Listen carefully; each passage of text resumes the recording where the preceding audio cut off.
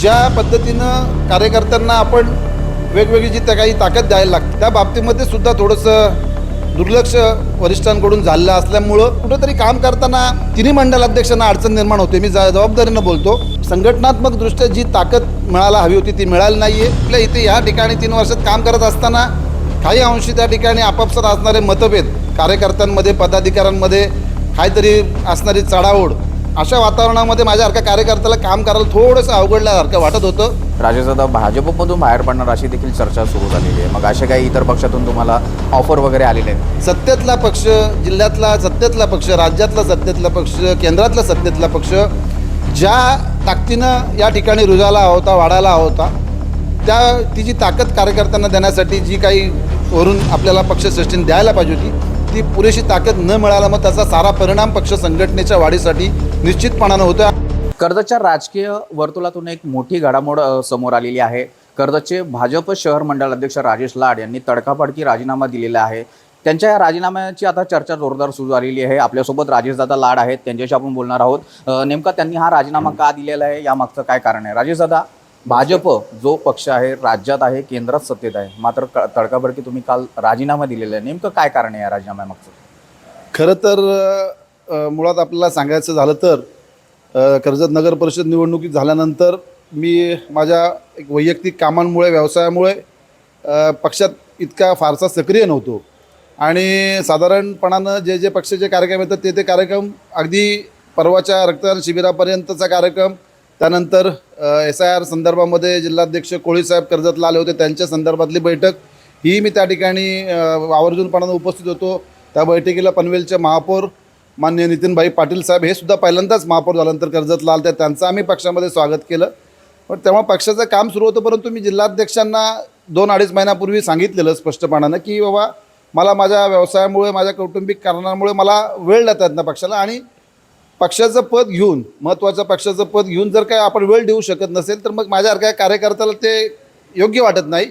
मी पर्यायानं मंडलाध्यक्षपदाच्या जबाबदारीतनं मुक्त होण्याचा माझा विचार आहे, असं मी पक्षाच्या ग्रुपवरती सुद्धा तसा मेसेज टाकून मी कार्यकर्त्यांना सुद्धा, मंडळातील कार्यकर्त्यांना, पदाधिकाऱ्यांना सांगितलं होतं आणि जिल्हाध्यक्षांनी तशा स्वरूपाच्या सूचना दिल्या होत्या। तुमचं जे पत्र आहे त्या पत्रामध्ये तुम्ही व्यावसायिक कारण किंवा वैयक्तिक कारण जरी दिलं असलं तरी कागदावरचं कारण आणि जे वैयक्तिक काय कारण असं ते त्यामध्ये काय आहे का? म्हणजे तुमचं वैयक्तिक काय वेगळं कारण आहे का, पक्षामध्ये मतभेद वगैरे असं काही यामध्ये प्रकार आहे का?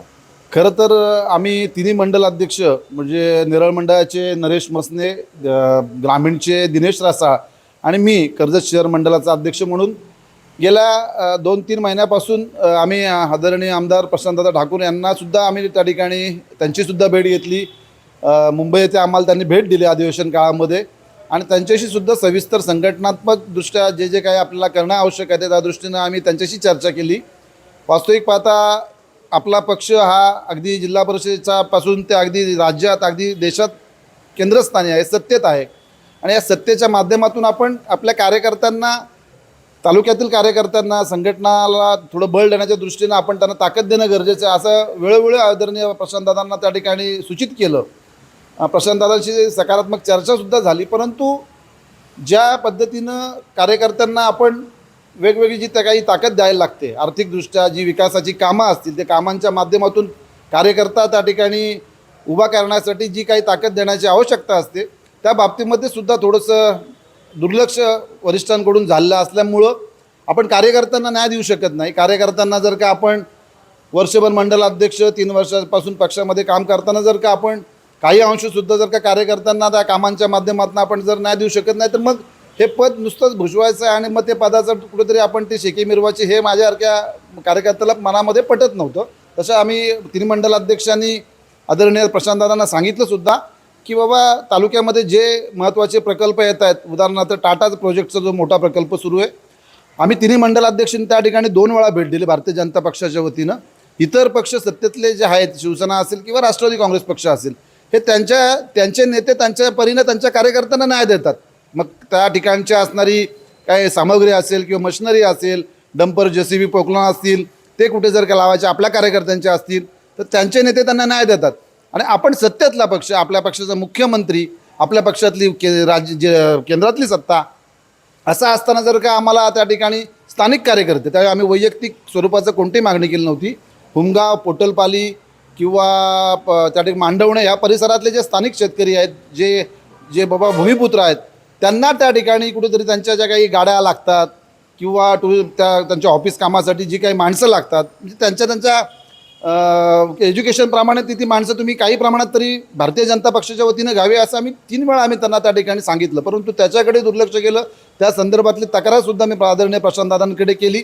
त्या संदर्भात प्रशांतदादा बोलले होते की आपण त्या संदर्भात बैठक घेऊ, परंतु असं कुठलं पाऊल त्या ठिकाणी लगेच उचललं गेलं आहे असं झालेलं नाही. त्यामुळं मग कुठंतरी काम करताना तिन्ही मंडल अध्यक्षांना अडचण निर्माण होते. मी जबाबदारीनं बोलतो. मी त्यामुळे पक्षामध्ये मग माझ्या वैयक्तिक कारणामुळे आणि मग मला थोडंसं मग वेळ देता येत ना, म्हणून मी त्यातनं राजीनामा काल जिल्हाध्यक्षांकडे दिला आहे. माजी आमदार सुरेशभाऊ लाड जेव्हा भाजपमध्ये दाखल झाले तेव्हा तुम्ही देखील त्यांच्यासोबत दाखल झाले होते आणि आता तुम्ही राजीनामा दिलेला आहे. आता भाऊंशी तुमचं काय बोलणं झालेलं का या राजीनाम्यासंदर्भात? त्यांची काय भूमिका आहे? नाही, नक्कीच मी अर्थात कुठलीही गोष्ट असेल, इतक्या मोठा निर्णय असेल किंवा कोणतीही गोष्टी असेल, कौटुंबिक सर्वच गोष्टी मी भाऊंच्या कानावर नक्कीच घालतो आणि या बाबतीत सुद्धा भाऊंशी मी चर्चा केली. परंतु भाऊंची तब्येत बरी नसल्यानं त्या ठिकाणी 2-3 दिवस तेही थोडेसे हॉस्पिटलमध्ये असल्यानं त्या ठिकाणी चर्चा झाली. त्यांच्या कानावर मी सविस्तरपणे घातलं की भाऊ, मला आता कौटुंबिक जबाबदारी, भाऊंना त्यातली कधी कल्पना आहे सगळ्याच गोष्टींची, त्यामुळे मला काय आता वेळ देता येत ना पुरेसा. वर्षभर जे कार्यक्रम राज्याकडून आले, जिल्ह्याकडून आले, ते सगळे कार्यक्रम आपण सर्व कार्यकर्त्यांना, मंडळातील सर्व पदाधिकाऱ्यांना सोबत घेऊन लोकांमध्ये जाऊन ते कार्यक्रम अतिशय चांगल्या प्रकारे यशस्वी करण्याचा प्रामाणिकपणे प्रयत्न केला. त्यामध्ये कधीच त्या ठिकाणी कुठली कमतरता ठेवली अशातला भाग नाही आहे. त्यामुळे भाऊंना म्हटलं तर पुन्हा ते पक्षाचे कार्यक्रम दरवर्षीप्रमाणे सुरू होतात. मग रक्तदान शिबिर असेल किंवा पुढचे येणारे कार्यक्रम असेल, तिरंगा यात्रा असेल, सर्वच कार्यक्रम आपण मागच्या वर्षभर केले. आता पुन्हा ते कार्यक्रम जर का करायचे असतील तर मला पुरेसा वेळ देता येणार नाही, म्हणून भाऊ मला काम करणं थोडंसं अडचणीचं वाटतं, म्हणून मी राजीनामा देतोय असं भाऊंना मी सांगितलं आणि त्या संदर्भात भाऊंशी चर्चा केली. पदाचा तर तुम्ही राजीनामा दिलेला आहे, पक्षातून देखील बाहेर पडणार आहात का? इतर काही पक्षांमध्ये जाण्याची तुमची काय विचार झालेला आहे का? नाही, तसं अजिबात नाही आहे. कुठल्याच पक्षाशी काय चर्चा किंवा असा कुठला विषय काय नाही आहे. आता तर कुठल्या निवडणुका नाही आहेत किंवा काय नाही आहे. संघटनात्मकदृष्ट्या मंडल अध्यक्षपदाची जबाबदारी शेवटी पक्ष कार्यक्रम देत असतो. भारतीय जनता पक्षाचे कार्यक्रम हे सुरूच असतात आणि अतिशय चांगले कार्यक्रम असतात, परंतु तेवढा पुरेसा वेळ आपल्याला देता आला पाहिजे. जर का आपण पदावर राहायचं आणि मग वेळ देता आला नाही तर मग कुठंतरी मग आपणच त्या ठिकाणी विचार करणं गरजेचं होतं. त्यामुळे असं काही कुठल्या पक्षात वगैरे काय नाही आहे. भारतीय जनता पक्षामध्ये कार्यकर्ता म्हणून मी त्या ठिकाणी काम करत राहील. आदरणीय भाऊसुद्धा त्या ठिकाणी भारतीय जनता पक्षाचे ज्येष्ठ नेते आहेत, त्यांच्या मार्गदर्शनाखाली त्या ठिकाणी काम करण्याचा माझा कार्यकर्ता म्हणून प्रयत्न असेल.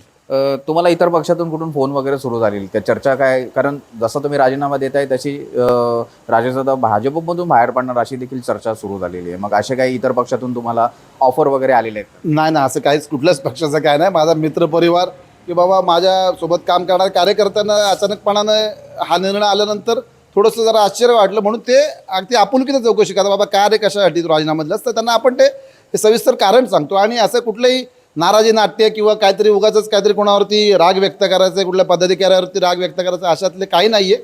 परंतु काही गोष्टींमध्ये संघटनात्मकदृष्ट्या जी ताकद मिळायला हवी होती ती मिळाली नाही आहे.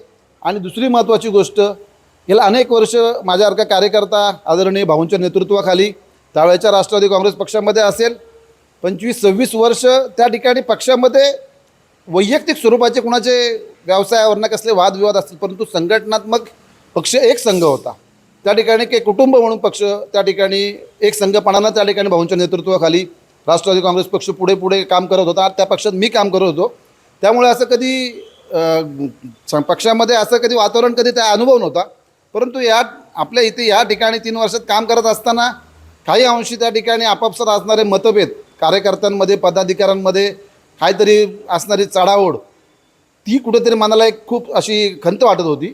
अशा वातावरणामध्ये माझ्यासारख्या कार्यकर्त्याला काम करायला थोडंसं अवघडल्यासारखं वाटत होतं. प्रामाणिकपणानं अगदी पक्षाचे बॅनर लावायचे असतील, पक्षाच्या तालुक्याभर कुठे पत्रिका निमंत्रण पत्रिका वाटायच्या असतील किंवा पक्षाच्या अगदी टेबल खुर्च्या लावण्यापासून सारं काम एक कार्यकर्ता म्हणून मी अनेक वर्ष करत आलो आहे. त्यामुळे आपला पक्ष त्या ठिकाणी चांगल्या पद्धतीने काम व्हावं, ती संघटना वाढावी, इतर पक्षांच्या सोबतीला आपला पक्षसुद्धा सत्तेतला पक्ष, मोठा पक्ष पुढे जावा असा माझा प्रयत्न गेल्या वर्षभर होता आणि त्या दृष्टीनं आपण लोकांपर्यंत पोहोचण्याचा प्रयत्न देखील केला. परंतु पाहिजे तितकं यश मात्र काही त्या ठिकाणी आलं नाही. आणि मग उगाच जर का आपण त्या पदावरती उगाच तो घोळ घालत बसायचं, आपण ते पद नुसतं ताब्यात ठेवायचं, 3 वर्ष आहे म्हणून ते पद ताब्यात ठेवायचं आणि पक्षाचं दुर्लक्ष करायचं किंवा काम न करायचं, हे माझ्यासारख्या कार्यकर्त्याला मुळीच पटत नाही. शेवटी ज्या संघटनेत आपण काम करतो, ज्या पक्षात आपण काम करतो, त्या पक्षाला आपण आपलं योगदान देणं गरजेचं असतं. यासाठीच मी आज एक जबाबदारी नको किंवा म्हणून जिल्हाध्यक्षांकडे मी राजीनामा दिलेला आहे.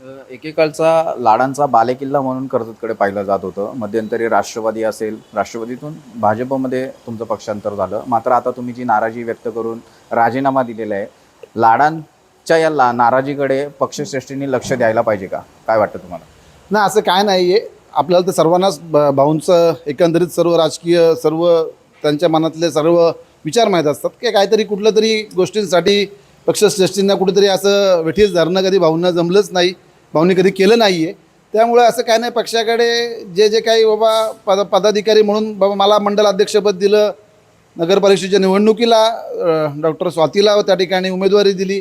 त्यामुळे असं पक्षाकडनं अजून काही कुठल्या गोष्टींचं असं फारसं काही आपण अपेक्षित धरणं हे काही मोठं म्हणजे पटत नाही. परंतु आपलं उद्दिष्ट कार्यकर्त्यांच्या दृष्टीनं सत्तेतला पक्ष, जिल्ह्यातला सत्तेतला पक्ष, राज्यातला सत्तेतला पक्ष, केंद्रातला सत्तेतला पक्ष ज्या ताकदीनं या ठिकाणी रुजायला होता, वाढायला होता, ती जी ताकद कार्यकर्त्यांना देण्यासाठी जी काही वरून आपल्याला पक्षश्रेष्ठींनी द्यायला पाहिजे होती, ती पुरेशी ताकद न मिळाला. मग त्याचा सारा परिणाम पक्ष संघटनेच्या वाढीसाठी निश्चितपणानं होतं आणि हे मला या संपूर्ण कार्यकालामध्ये निश्चितपणानं जाणवलं. संघटना पक्षवाढीवरती याचा हा परिणाम होतोच. तुम्ही तर आता राजीनामा दिलेला आहे मंडळ अध्यक्षपदाचा. आता पक्ष कोणाला जबाबदारी देईल? कोण या पदासाठी योग्य वाटतंय? नाही, आता अर्थात पक्षाचं, भारतीय जनता पक्षाचं आपण बघतो की अनेक त्या ठिकाणी ध्येयधोरणं त्या ठिकाणी ठरवले असतात. अगदी वयाचा सुद्धा निकष असतो. मंडल अध्यक्षांच्या निवडी होताना अनेक गोष्टी त्या ठिकाणी बघितल्या जातात आणि पक्षश्रेष्ठी त्या ठिकाणी एखाद्या मंडळातल्या जे काही सक्रिय पदाधिकारी आहेत त्यांना निश्चितपणानं ते काम करण्याची संधी देईल. शेवटी पक्षाची ही रचना आहे. शेवटी कुठल्या एखाद्या पदाधिकाऱ्यांना राजीनामा दिल्यानंतर शेवटी पक्षाला नवीन पदाधिकारी नेमून त्याच्या नेतृत्वाखाली पुन्हा ते मंडळ गठीत करून त्या ठिकाणी पक्षाचं काम सुरू ठेवावं लागतं. त्याप्रमाणे ते पक्षाचं काम निश्चितपणानं सुरू राहील. धन्यवाद राजेश दादा आमच्याशी बोलल्याबद्दल. तर हे होते राजेश दादा लाड, कर्जतचे शहर मंडळ अध्यक्षपदाचा त्यांनी काल राजीनामा दिलेला आहे. वैयक्तिक कारणं जरी त्यांनी सांगितली असली तरी थोडाफार त्यांचा जो नाराजी देखील त्यांनी व्यक्त केलेली आहे. आणि आता पक्ष पुढची जी कर्जत शहर मंडळ अध्यक्षपदाची जबाबदारी कोणाकडे देणार हे आता पाहणं महत्त्वाचं ठरणार आहे.